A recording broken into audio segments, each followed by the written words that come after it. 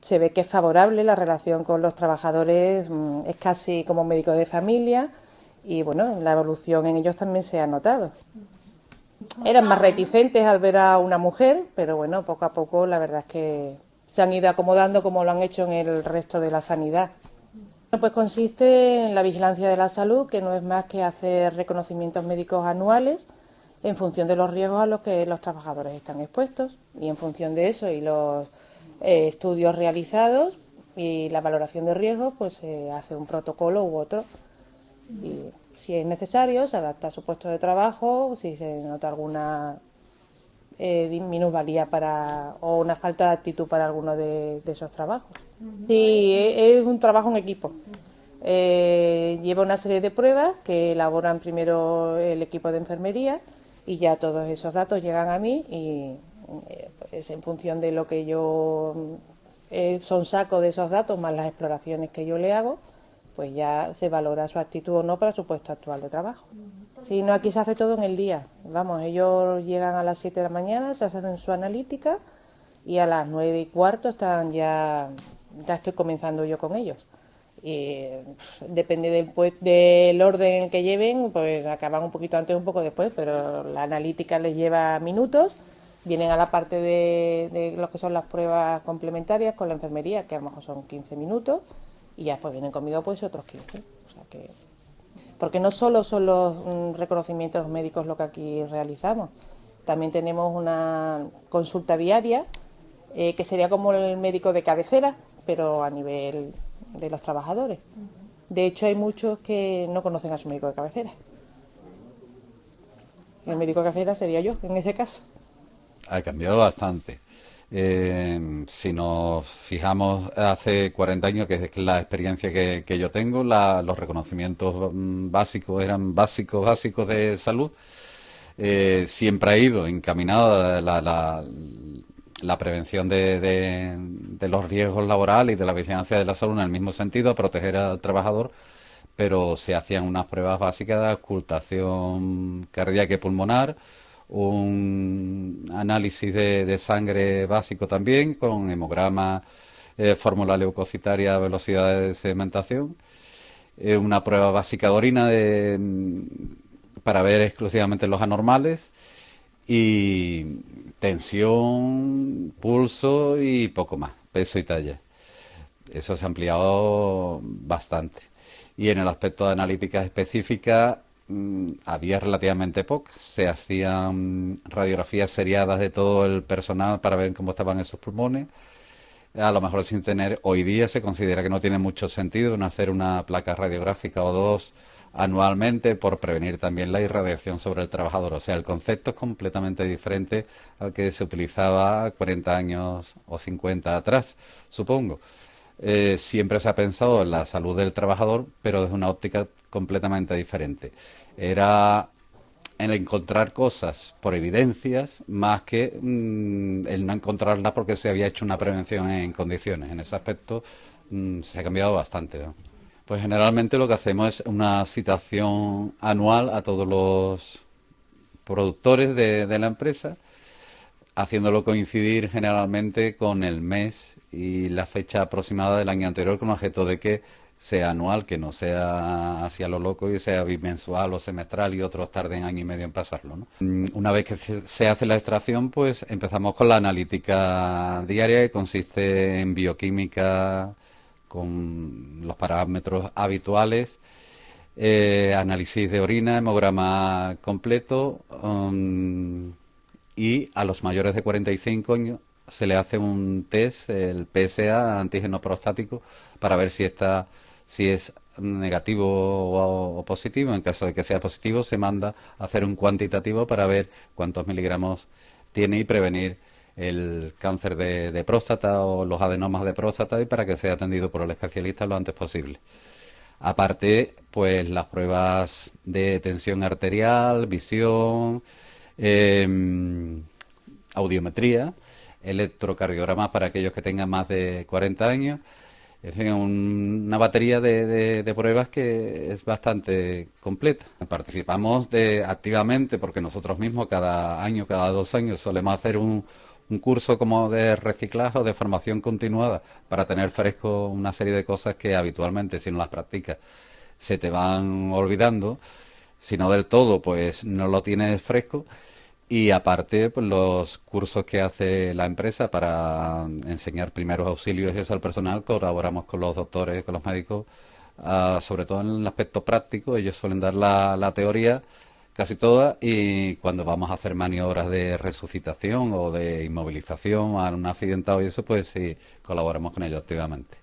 Yo siempre le he insistido porque tengo sobrinas y sobrinos que enfermeros, que es una especialidad muy bonita, muy plurifuncional, porque tienes que manejar algunas especialidades. Somos un poco como el maestro Liendre, pero entendemos, ¿no?, algo y con los años vas entendiendo más. Una especialidad muy bonita, y creo que debería de potenciarse muchísimo más, y sobre todo coordinarse a través de seguridad social o de los colegios profesionales, con objeto de que las prácticas se hicieran directamente en empresas como la nuestra, que están bastante bien dotadas en el aspecto para poder hacer ese tipo de reconocimiento, y no solamente en el de reconocimiento, sino con talleres y normativas que debemos de cumplir todas las empresas, porque ya es a nivel mundial y europeo una serie de normas que hay que cumplir, y que generalmente cuando no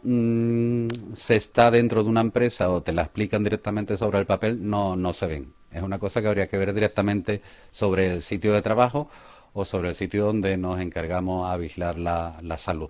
En esta empresa nos dedicamos a la reparación de barcos, solamente a eso, no hacemos construcción, solamente reparamos, y quizá por ese motivo pues haya una diferencia tremenda a la hora de trabajar con otros astilleros, y tenga unas facetas distintas, un pelín diferentes en el sentido de la enfermería del trabajo, ¿no? Aquí, como normalmente los barcos que vienen a reparar, tenemos contratos sobre todo con cruceros, más que con otro tipo de artefactos. Estos barcos vienen con una población interna ya trabajando que suele estar rondando entre las 1.000 y las 2.000 personas, dependiendo del tamaño que pueda tener el barco que se repara, y eso complica muchísimo a la hora de trabajar, no solamente para nosotros, desde el punto de vista de enfermería y medicina, sino también para la gente que trabaja en los departamentos de seguridad, de prevención y de medio ambiente, ¿no? Es importante también conocer un poco el inglés y el idioma para poder manejarte con todo tipo de trabajadores que vienen aquí, porque además el riesgo que puedan tener no solamente es un riesgo de accidente de trabajo o de una posible intoxicación con un producto que no sea el adecuado o que no se esté utilizando adecuadamente, sino que además esta gente, como suele vivir en el barco en el que trabaja habitualmente, pues puede enfermar y puede presentar problemas derivados de procesos de enfermedad común que no tengan nada que ver ni con la accidentabilidad ni con una intoxicación por cualquier producto que no sea aceptable para la salud, ¿no? Digamos que entonces nos encontramos pues dentro de la enfermería con muchos más factores a la hora de trabajar, que no solamente en construcción directa, que es cuando se está trabajando y se conoce con lo que se trabaja, sino que algunas veces te encuentras con cosas pues que se desconocen. Entonces tenemos un abanico muy amplio para manejar, ¿no? También nosotros tenemos y reparamos fragatas, es decir, que también tenemos a lo que son los militares metidos aquí dentro ocasionalmente, y eso sí que pasan bastante tiempo durante el año, ¿no? Esto es la ley de la comunicación, es decir, si tú sabes a qué riesgo te enfrentas, tú evidentemente tienes que protegerte contra ese riesgo. Es decir, desde el punto de vista de enfermería, si nosotros tenemos que salir, tanto el técnico de transporte sanitario como el enfermero o el médico, a rescatar a una persona de un tanque o de cualquier otro lugar de un barco que esté reparando, el producto que pueda haber allí, si es peligroso e insano para la salud, nosotros tenemos que llevar la protección adecuada para ir a rescatar a ese trabajador. Eso es por ese orden, es decir, te proteges y vas. De todas maneras, hay una colaboración tremenda entre el Departamento de Seguridad y el Departamento del Servicio Médico. Formamos los tres, además, un tándem, o sea que para eso estamos, para hacer este tipo de trabajo, y en el supuesto de que el Departamento de Seguridad nos comunicase de que había un riesgo adicional a la hora de ir a atender a un trabajador que estuviese o con un accidente de trabajo o con una intoxicación, que podría suceder perfectamente en un tanque que está en un barco que está en reparación aquí dentro, ¿no? Podría suceder eso perfectamente. Evidentemente esa comunicación existe entre los dos departamentos y además muy buena, y entonces podemos hacer el trabajo digamos que con muchísima más tranquilidad, ¿no? Además, para eso estamos, para hacer el trabajo juntos. Yo ya sé que es una faceta muy diferente de la enfermería, que no tiene, algunas veces, no simplemente hacemos de enfermeros, en el sentido de que vayamos a hacer curas, a poner puntos de sutura en caso de un accidente, sino que nos preocupamos muchísimo por la prevención de posibles enfermedades profesionales y también de accidentes de trabajo, claro. En síntesis, Navantia constituye un ejemplo a seguir, puesto que con su sistema de gestión de la seguridad y salud ha conseguido reducir los accidentes de forma considerable desde su segregación del Grupo Izar en el año 2005, rozando el objetivo de 0 accidentes, a pesar de ser una empresa grande y de alto riesgo. El éxito del sistema radica en la integración de la actividad preventiva en todos los niveles y actividades y en la concienciación y participación efectiva de todos los participantes de la organización. Sus más de 5.000 empleados a nivel nacional, desde el presidente hasta el último escalafón de la empresa, han llegado a asumir la prevención de riesgos como una herramienta más de su trabajo cotidiano. De esta manera, Navantia cumple con una obligación legal, pero también con una responsabilidad social.